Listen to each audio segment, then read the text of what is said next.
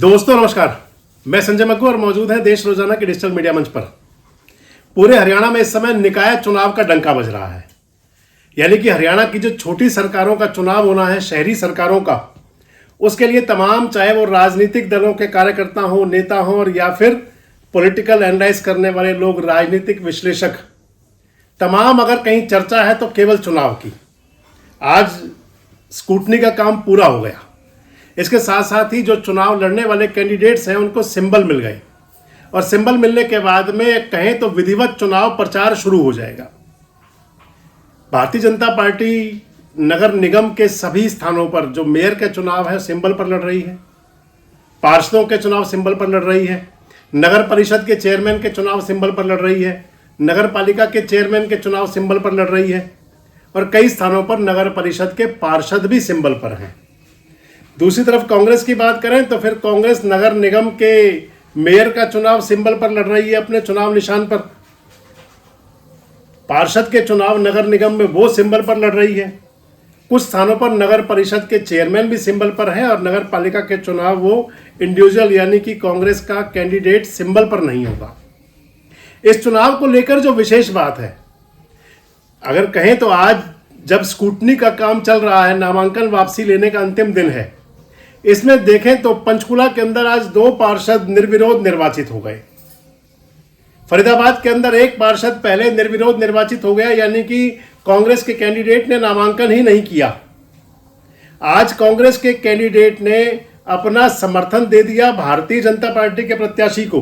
फरीदाबाद के अंदर विपुल गोयल जो हरियाणा के लोकल बॉडी मिनिस्टर हैं, उनकी मौजूदगी में कांग्रेस के डिक्लेयर्ड कैंडिडेट ने कहा कि मैं चुनाव नहीं लड़ना चाहता, नॉमिनेशन वापस लेंगे अब, और भाजपा को समर्थन दे दिया। इसके साथ देखें तो आज कई बड़े नेता, कांग्रेस के नेता कल और आज में जो निकाय चुनाव से जुड़े हुए थे, उन्होंने अपनी पार्टियां छोड़ दी। करनाल में त्रिलोचन सिंह ने छोड़ दी। त्रिलोचन सिंह चुनाव लड़े हैं पूर्व मुख्यमंत्री मनोहर लाल खट्टर के सामने। नायब सिंह सैनी के सामने उपचुनाव भी लड़े थे। त्रिलोचन सिंह के साथ में अशोक मदान ने पार्टी छोड़ दी। आज रामस्वरूप राणा ने पार्टी छोड़ दी हिसार के अंदर। ये वो कैंडिडेट हैं, या तो मेयर का टिकट चाह रहे थे और या फिर मेयर का चुनाव लड़ रहे थे। कल ही कहा था हिसार में रामस्वरूप राणा के लिए भूपेंद्र सिंह हुड्डा ने कि अगर रामस्वरूप ने चुनाव इंडिपेंडेंट लड़ा तो उनको पार्टी से निकाल देंगे। विधानसभा में कैंडिडेट थे।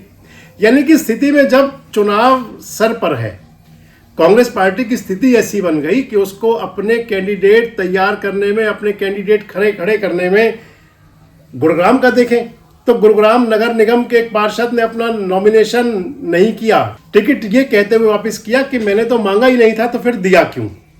यानी कि देश की जो सबसे पुरानी पार्टी कांग्रेस पार्टी, आज उसकी स्थिति, और अगर मैं ये कहूं कि सबके पीछे सबसे महत्वपूर्ण जो बात रही वो कांग्रेस की गुटबाजी, कांग्रेस की जो इंटरनल पॉलिटिक्स है, जिसके चलते कांग्रेस के नेताओं और कार्यकर्ताओं के बीच कहीं ना कहीं हतोत्साहित हैं, उत्साह नहीं है, जोश नहीं है, जुनून नहीं है। कांग्रेस की अगर देखें तो विधानसभा चुनाव के बाद में जो स्थिति बनी, हालांकि हरियाणा का प्रभारी तो कांग्रेस ने चेंज कर दिया, लेकिन इसके बावजूद भी जो एक्शन होता दिखाई देता है। रामस्वरूप राणा ने कहा पार्टी छोड़ते हुए कि विधानसभा चुनाव में उनके साथ जो हुआ था, उनका विरोध हुआ था, उसके बारे में उन्होंने बाकायदा लिख करके दिया, लेकिन कोई एक्शन नहीं हुआ।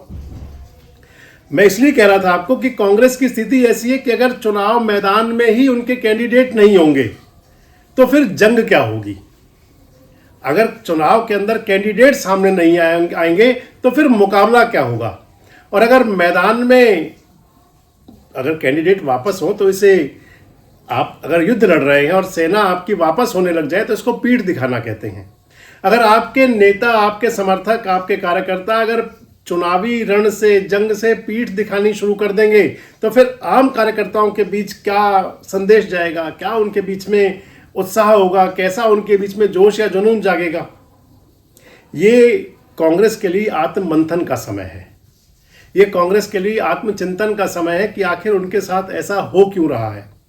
ये कांग्रेस के आला कमान से लेकर के और सूबे के अंदर अपनी चौधर जमाने के लिए राजनीति करने वाले नेताओं के लिए बड़ा सोचने का विषय है कि आखिर क्यों उनके कैंडिडेट इस प्रकार से अपने सिंबल वापस कर रहे हैं। अगर 46 कैंडिडेट, मान लीजिए फरीदाबाद के अंदर देखें तो 46 कैंडिडेट नगर निगम के पार्षद के होने हैं और एक मेयर 47 अगर उनके पास लोग आप इकट्ठे नहीं कर पाए, तो फिर आखिर इतने बड़े लोकसभा क्षेत्र के अंदर जहां 5 विधानसभाएं हैं, कांग्रेस का वजूद क्या रहेगा?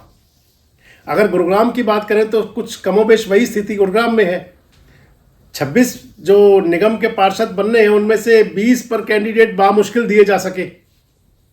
इसलिए मैं कह रहा था कि ये समय कांग्रेस के लिए आत्मचिंतन का, आत्ममंथन का समय है कि आखिर ऐसी स्थिति क्यों हो रही है।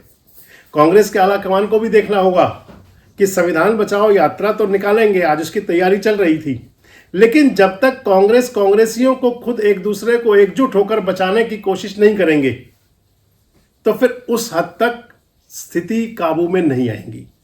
आपको क्या लगता है कि क्या कांग्रेस के अंदर जो स्थिति बनी है भगदड़ वाली, चाहे वो निगम चुनाव के अंदर जिस प्रकार से नेताओं और कार्यकर्ताओं ने पार्टी को छोड़ना शुरू किया, पार्टी के सिंबल छोड़ने शुरू किए, आखिर क्या संदेश है कांग्रेस जनों के लिए?